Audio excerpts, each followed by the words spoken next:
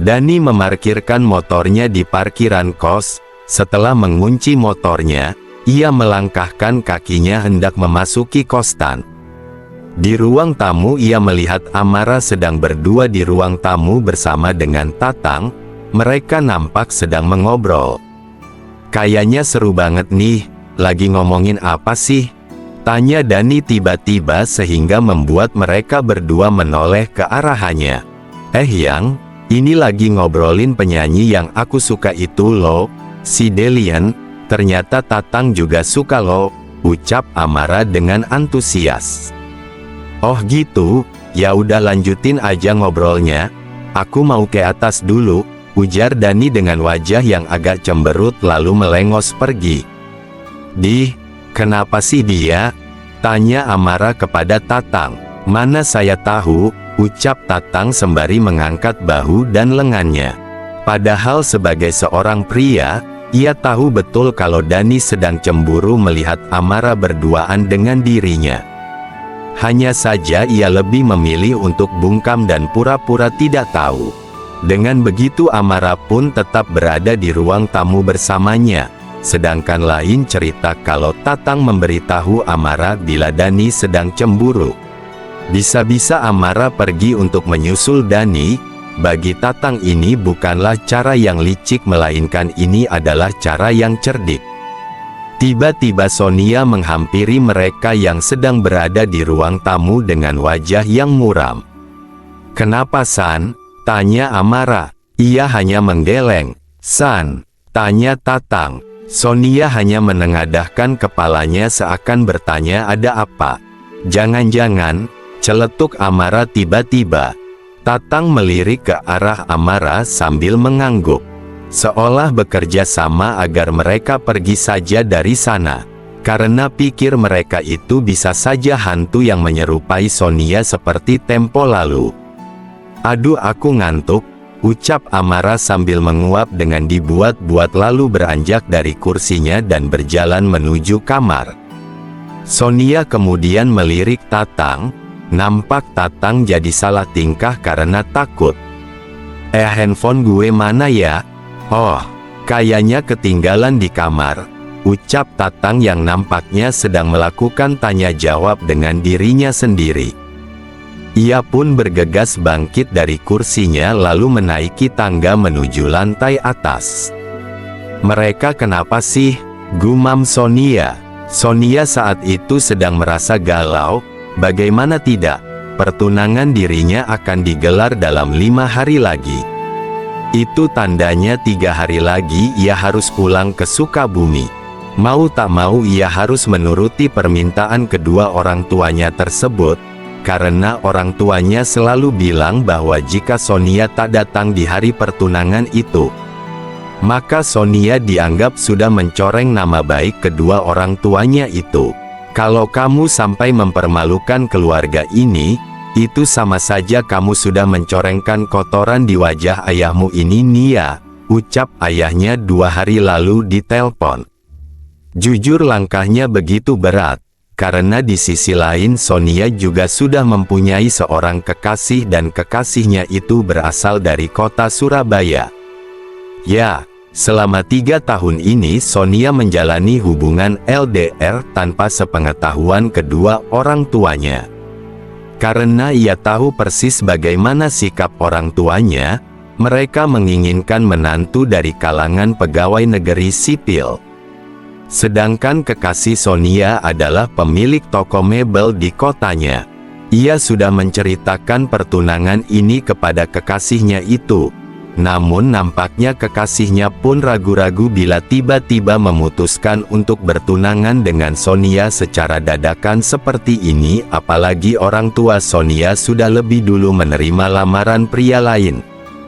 Hal itu membuat Sonia merasa kecewa. Ia merasa tidak benar-benar diperjuangkan oleh kekasihnya itu. Ia merasa 3 tahun berpacaran itu akan menjadi hal yang sia-sia bagi dirinya. Sonia pun bangkit dari duduknya. Ia berjalan menuju kamar. Malam itu ia membereskan beberapa baju dan barang-barang penting yang akan dibawanya pulang ke Sukabumi. Air mata berjatuhan membasahi tas besar yang ada di hadapannya itu. Malam itu Sonia nampak amat sangat menyedihkan. Pertunangan yang harusnya membahagiakan bagi seorang perempuan, malah dirasa seperti petaka bagi Sonia. Ia bahkan berharap agar waktu berhenti bergerak saja, agar pertunangan itu tak pernah terjadi di hidupnya. Ia pun merasa sangat kecewa terhadap kedua orang tuanya, yang memutuskan segalanya dengan sepihak tanpa persetujuan Sonia, bahkan tanpa memikirkan perasaan Sonia dan tak memberi ruang sama sekali untuk Sonia berbicara. Keinginan kedua orang tuanya agar memiliki menantu PNS, adalah ambisi yang terlalu memaksakan. Bahkan karena ambisi itu mereka rela mengorbankan perasaan anaknya sendiri. Dari dulu Sonia tak diberi kesempatan untuk menentukan pilihannya sendiri. Dalam hal apapun, semua harus berdasarkan pilihan orang tuanya. Dalam hal pertemanan, sekolah, jurusan kuliah bahkan kini jodoh pun harus berdasarkan pilihan orang tuanya. Untuk kali ini Sonia sudah merasa muak dengan sikap orang tuanya. Mereka hanya mau didengar dan dituruti tanpa mau memahami Sonia, selalu begitu terus-menerus. Di saat orang lain mendapatkan toksik dari lingkungan luarnya, ia justru mendapatkan toksik itu ada di dalam diri kedua orang tuanya. Ia jadi teringat saat dahulu menginjak bangku kelas 2 SMP, saat itu teman sekelas Sonia yang seorang lelaki datang untuk meminjam buku catatan, lalu setelah Sonia memberikan bukunya, anak lelaki itu pun pulang. Namun ayahnya yang melihat hal itu menuduh Sonia telah berpacaran dengan anak lelaki itu. Sonia diseret ke kamar mandi dan dikurung oleh ayahnya. Ia menangis meminta ampun kepada ayahnya, tapi ayahnya sama sekali tak menggubris hal itu. Perkara buku catatan pun jadi masalah yang besar saat itu. Hati Sonia sakit, ayah yang seharusnya jadi cinta pertama seorang putrinya, malah jadi seperti monster di kehidupan Sonia. Karena hal itu pula Sonia tak memiliki banyak teman. Selama sekolah ia hanya belajar dan langsung pulang. Tidak ada waktu untuk bermain dan berteman dengan orang-orang sebayanya. Karena jika Sonia pulang terlambat sudah bisa dipastikan bahwa ayahnya akan sangat marah besar. Sonia juga tidak mengerti kenapa ayahnya bisa bersikap seperti itu terhadap dirinya. Maka saat berkuliah di luar kota dan tinggal di Bandung, Sonia merasa sedikit lega karena akhirnya ia bisa terbebas dari orang tuanya. Meski pada akhirnya sama saja, kini malah ia mau ditunangkan dengan orang yang tak dikenalnya. Sonia begitu kecewa karena ternyata waktu tidak merubah orang tuanya sama sekali. Mereka tetap dengan pendiriannya, seolah semua itu yang terbaik bagi Sonia. Padahal itu semua adalah hal-hal yang terbaik bagi mereka saja, bukan untuk Sonia. Ia menghela nafasnya, matanya sudah begitu sembab menangisi dirinya sendiri. Ia merasa kasihan terhadap dirinya sendiri. Namun di sisi lain ia pun tak bisa berbuat apa-apa selain menuruti perintah kedua orang tuanya itu.